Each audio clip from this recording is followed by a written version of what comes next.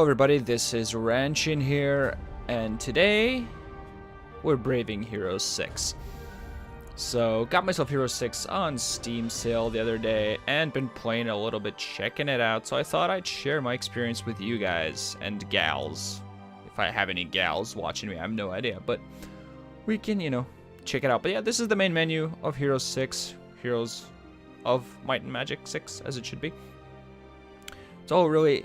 let's just go through it. I think that's pretty good stuff what we could do. You got your standard stuff. You got campaign, custom games, multiplayer, load, and two new things to the Heroes series: My Dynasty, which is directly connected to the Altar of Wishes.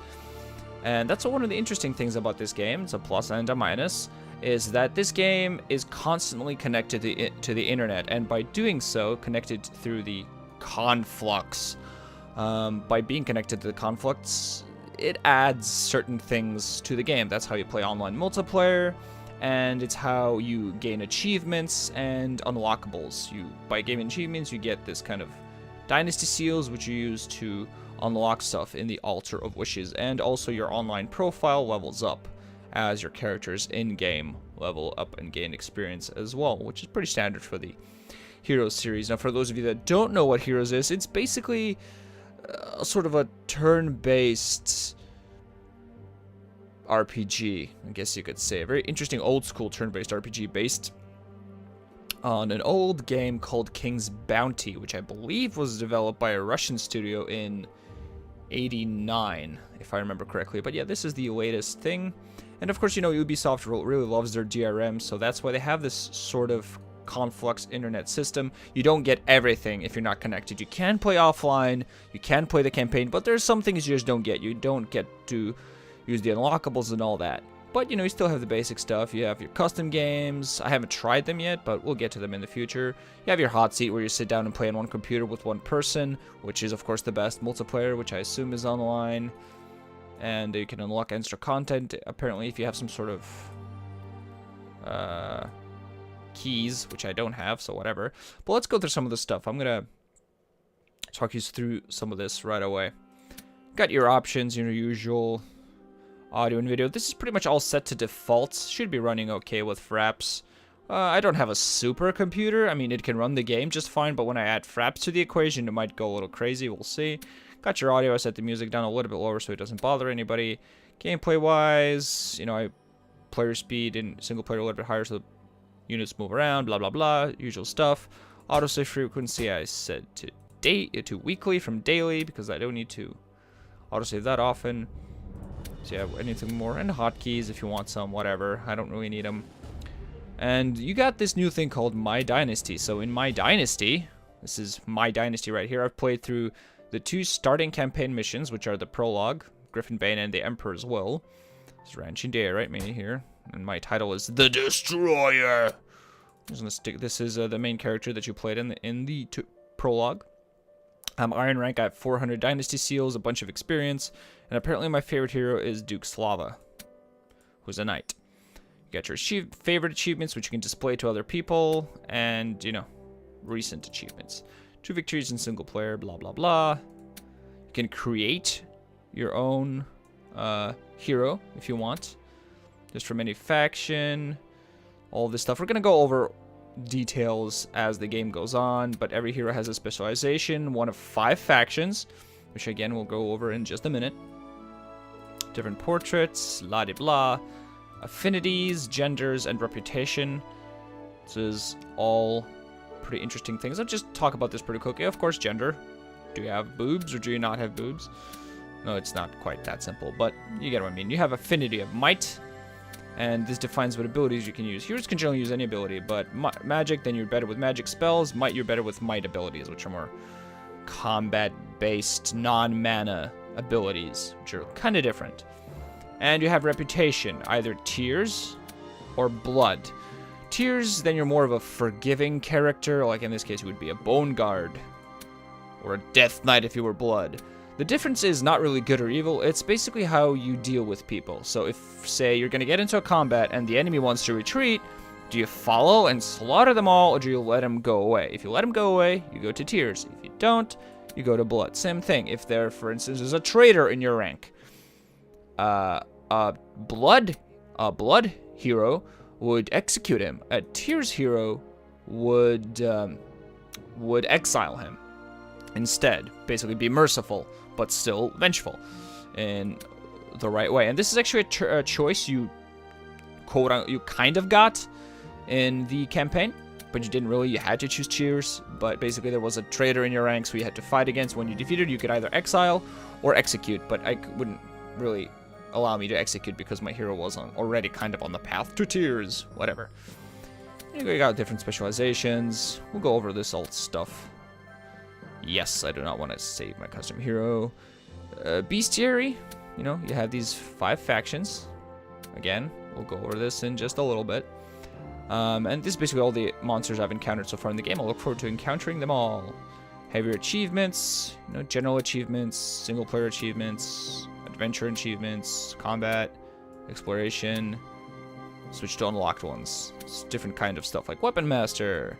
Obtain Sword of the Griffin. Weapon Master 2. Obtain 5 Dynasty weapons. I have 4 apparently. You can get 15. Coronation. Reach Dynasty level 2, which is right here. So, you know, you get there. And, of course, you use these points to buy in the Altar of Wishes, which are basic little stuff. At the moment, I can only buy iron stuff because I'm iron rank. You know, bronze, it'll just locked in. Oh, well. And these are basically bonus abilities I'll be able to use. What's Dynasty Traits? Acclaimed Leader. Artifact Finder. Demographist. Master of Artillery, Wanderlust, and Estates. You know, fun little abilities. I'm not going to buy anything. I have 4,000 seals, so which is nice, but I don't really need any of this stuff. There's portraits, again, whatever. And titles, the mysterious or the dark. It's fine, I'm the destroyer. I'm happy with this destroyer. So how about we actually go into some gameplay? Custom games, hot seat, even multiplayer. That's something I'll check out down the line. Probably show you guys as well. For now, let's just go into the campaign. So when you start the game off, you only have this one right here, the tutorial campaign, where there are 2 missions. Griffin Bane, where you get to introduce to the main character. Hero background, Duke Slava, this guy. You know, he's the Duke of Griffin, and he leads the family. You can pause and read this all if you guys want. I'm not going to do that right now. And basically, he's fighting for his territory. He's interested in that he actually befriends orcs and lets them live off their land, which are technically the part of the Holy Falcon Empire, so the Emperor might be a bit pissed off about that.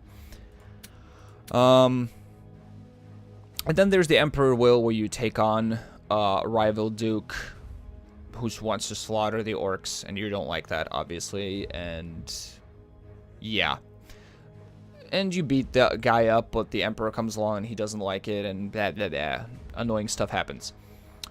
So I beat these 2, and once you do that, you unlock the 5 faction campaigns. And what's interesting about these campaigns, that every single one of the campaigns, the main character in the campaign is actually one of Duke Slava's children.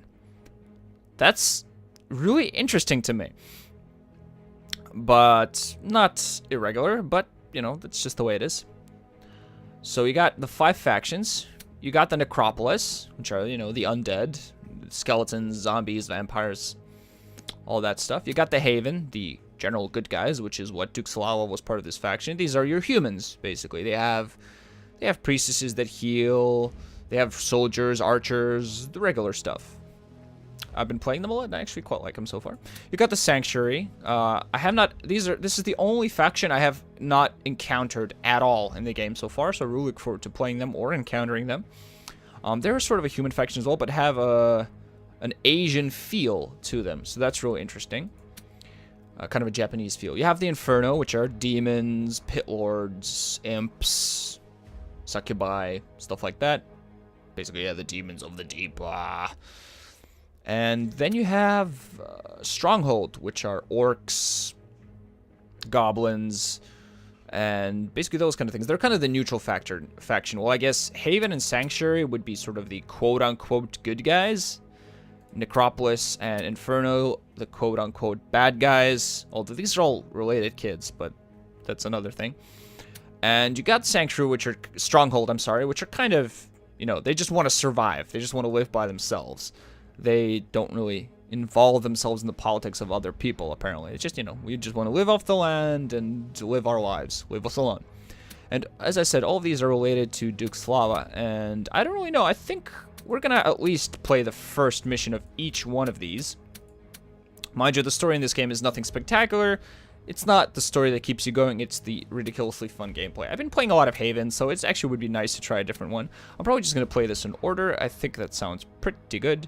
I'm going to start off by playing the Necropolis campaign, which is where Anastasia is the main character. And you see, nobody foresaw the assassination of Slava Griffin by his youngest daughter, Anastasia. So she actually killed this guy, her dad. In spite of the intervention of her mentor, the Archangel Uriel, pledging the crime was not of her own willing, she was summarily executed by her elder brother Anton, but brought back as one of the unliving by her great aunt, the necromancer Svetlana, who is actually one of the people that raised her father, the Duke of Griffin that you used to play in the prologue, Slava. So Sveltana, not Svetlana, Sveltana. Russian developers, I say. Looking for answers, Anastasia sneaks in the very heart of the Holy Inquisition, which is said to have captured the faceless responsible for manipulating her. So yeah, basically she's been raised as one of the undead after she was executed by her brother, who is the new Duke of Griffin, and actually the main character of the Haven campaign. But we're going to start with Anastasia, find out who, try to find out who manipulated her into killing her father and why. So basically this is 5 children all split up. I did not include the intro cutscene into the game because if you do, you often get in trouble by including cutscenes in Let's Plays.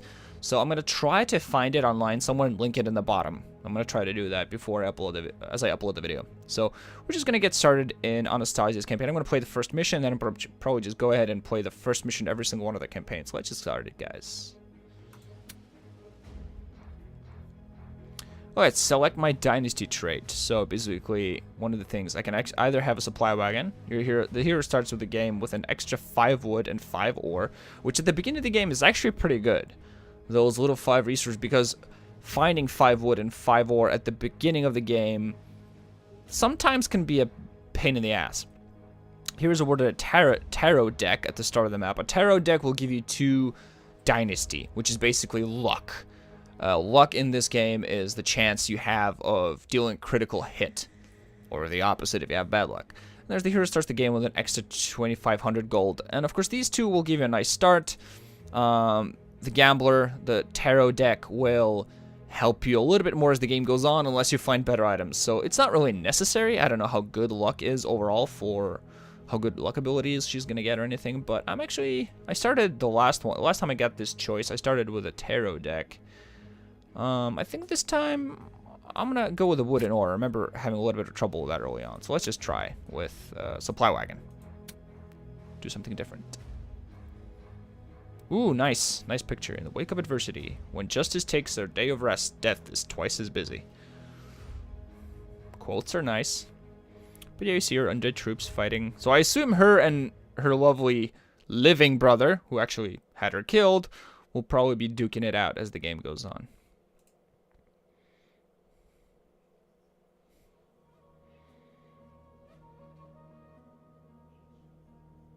Wake up, Anastasia. This must be a dream. I'm drifting into darkness. I must wake up. Bluebeak? Is that you? Aunt Sveltana? Are you there? Wake me! You did.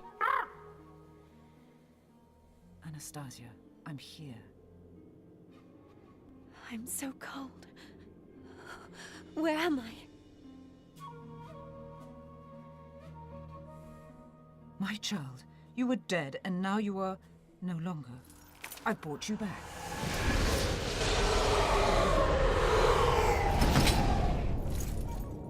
Dead? But how? That's impossible. Where's Uriel? Uriel is fine. He thinks you're dead. He's now venting his anguish on those he accuses of murder, the Faceless. The Faceless. They've returned. Why would they kill me? Not you, Slava. Uriel blames the Faceless of taking possession of your mind in order to make you commit a horrible crime. You killed your father.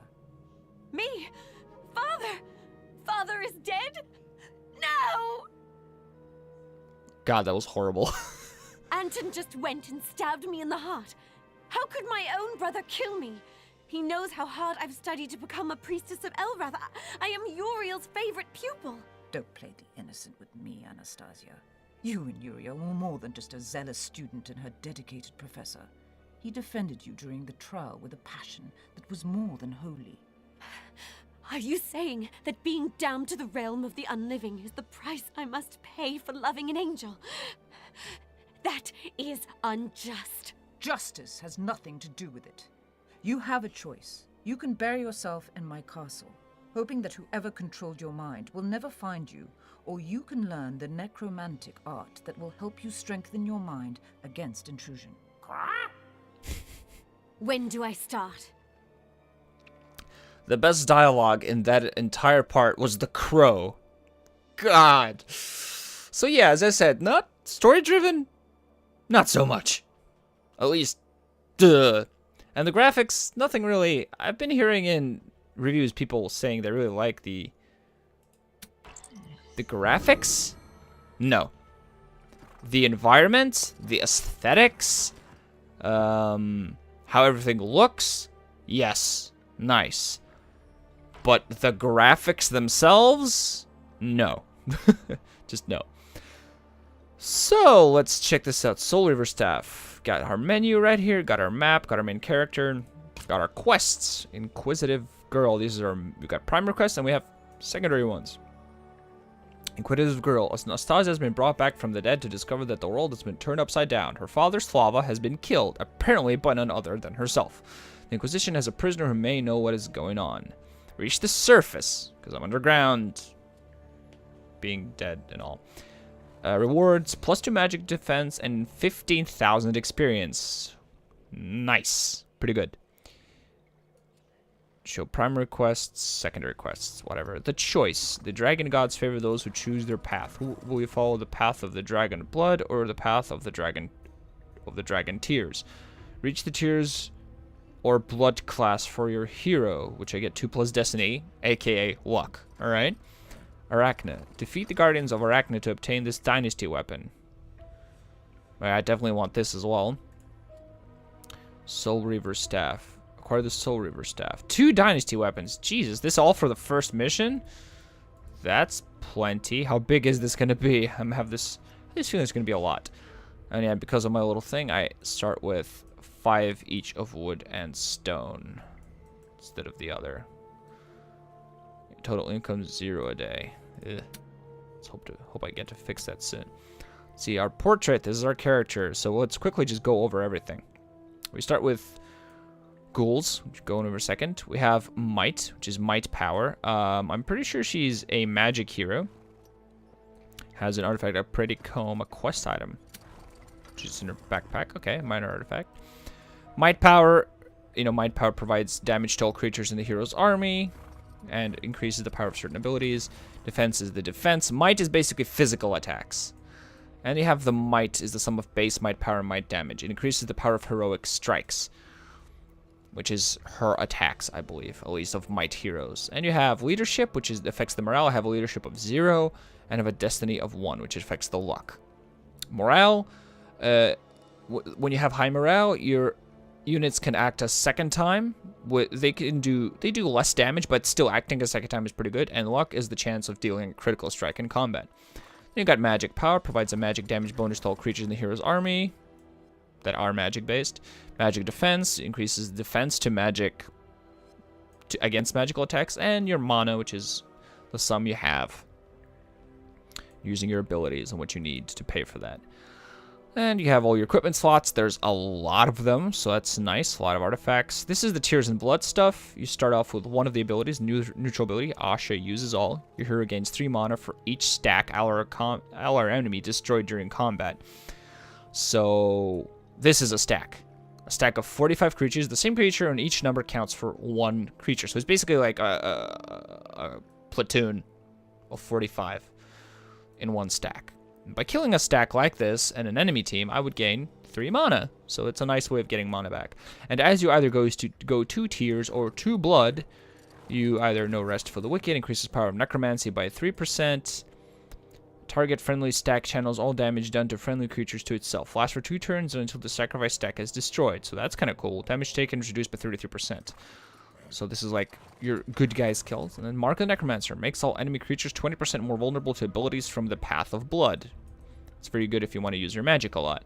Curse of the Netherworld. All living creatures on the combat map are dealt 144 damage. Part of this damage is evenly added to the health of all undead present.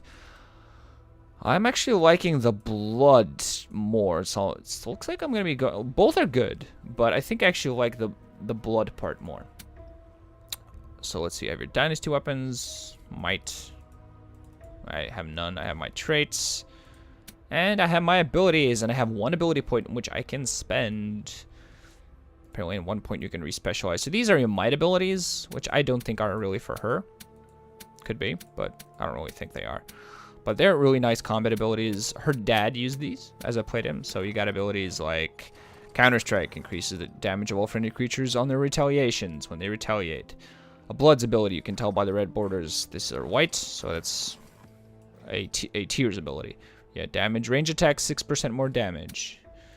And so on and so forth. Increases might defense permanently by 1. But yeah, you got your heroic abilities, which is stuff you start with. This is your heroic strike. It's basically the attack that a hero can do once a turn. The hero's attacks mark the creature with Soul Reaver for 3 turns. If a stack dies under the effect of Soul Reaver, then the hero gets 20 necromancy points. Constructs are not affected, so 20 necromancy points.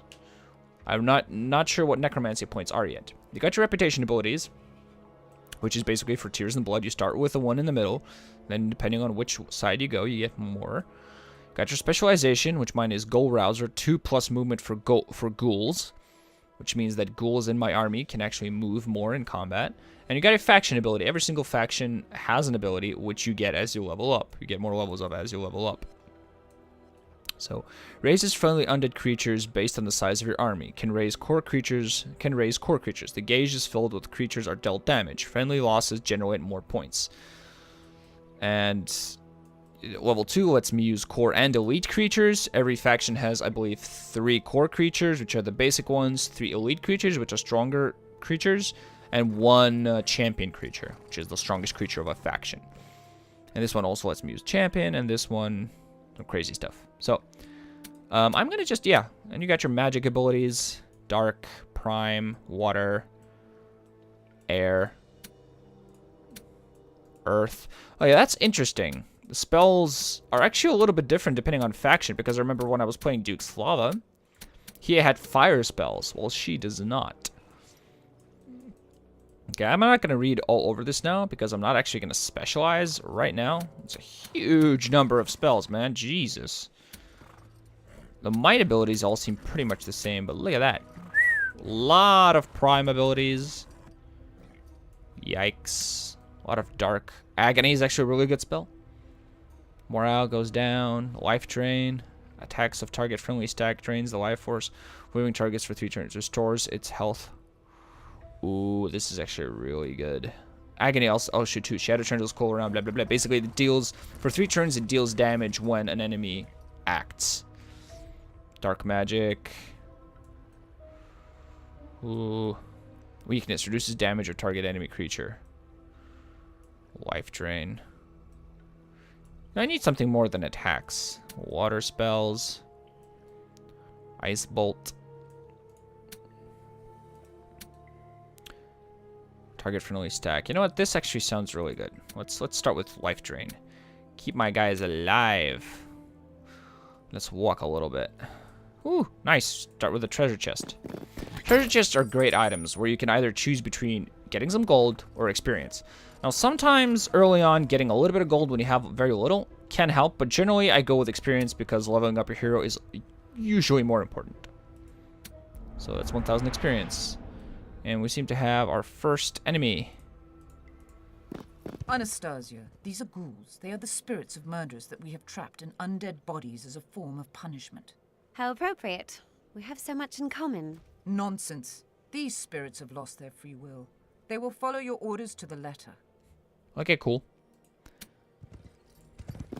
So, creature with thirst of glory wish to join your army, so I can get 9 more ghouls. We're gonna attack and kill them. Which I won't. Sentinel, threat, trivial, a pack.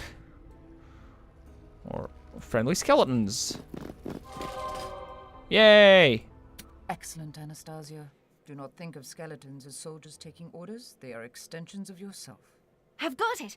It's like flying a kite. You keep hold of the string, you also control the wind. When did you ever find time to fly a kite? You were always buried in your books. Anton made 2 for Kirill and me.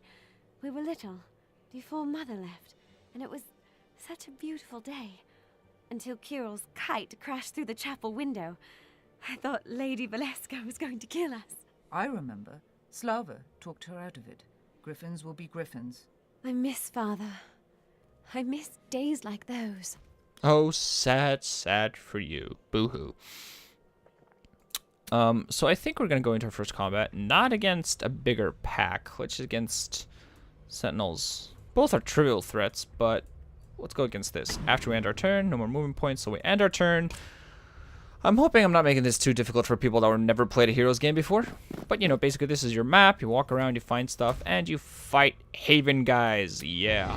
I don't know what you're doing down there, but let's fight though. So I got my ghouls, which have a bunch of movement. Sentinels are annoying because when they stand next to each other, they share damage. Ghouls can move a lot, and every turn I can either attack or use a spell. You know what? I'm gonna attack. It's gonna kill one of these guys. Boom. And if I kill one of them, I get necromancy points. So you're gonna move that far. I'm gonna move you. I'm gonna ask you guys to come closer. There you go. There you go. Good boys. Let's see. And this is really cool also. Every creature has basically resistance to both attacks. This is how you see which attack he has. He has might attack, not a magic power attack. A number of squares he can move. His morale, it's a +7, so you can get an action, a bonus turn. Health of each creature, so basically a stack of 8 is a creature. Each creature has 23 life. His luck, and the higher the initiative, movement stuff. Special attributes. Every single one of these can. For instance, this is the base one. He can be healed and resurrected, susceptible to morale because he's living. And the spell that is affecting him is Soul Reaver because he used an attack on him. Now look at my ghoul. He's actually undead. This creature is not alive. Its morale is always neutral, and it has 20% resistance to water damage. It is also immune to poison, disease, blind, and mind influence effects. So undead will never get morale bonuses. Ever. But they can get luck bonuses, and they are resistant to water. You know, emotionless. Having no emotions, and are immune to morale effects. But they are vulnerable to light. So yeah, we're gonna see. Anyway, this is skeletons. They're ranged units.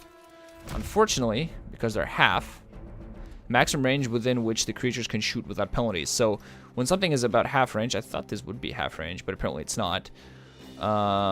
They shoot with a penalty. You can tell that by the broken arrow. Same here. But if a creature comes maybe here a little bit closer, they won't shoot with a penalty. But this is a... just go for it. Cool. I'm playing this on normal difficulty, by the way. Because this game apparently has difficulty levels. Alright, so what I'm going to do here is I'm going to add a life drain to... or maybe... no, you know what? I'm going to do it next turn. Let's instead attack this sentinel. Boom. Oh yeah, I'm gonna kill the rest of them. Hada. Okay, this now does full damage. And 2 of them died. And of course he's gonna go for my skeletons, because he's a bastard. But that's fine. He did now. So yeah, there's an example of combat. Woot! We win! And we didn't lose anyone, and we got a bunch of experience. And stuff. We can pick up some stone, and on this Stone of Enlightenment adds 2,500 experience. Level up! Yeah! Heroes has reached level 2. So some more might power, which is going to be nice for my might units, some magic defense, some mana, some might, and an ability point, which I'm going to spend very soon. So I'm going to escape, save, new slot,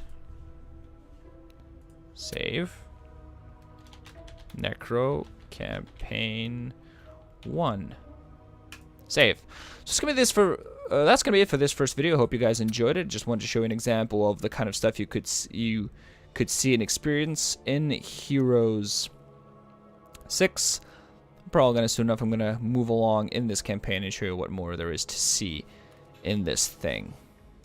So for now, GG guys, wrenching out. Thanks for watching. Hope you enjoyed.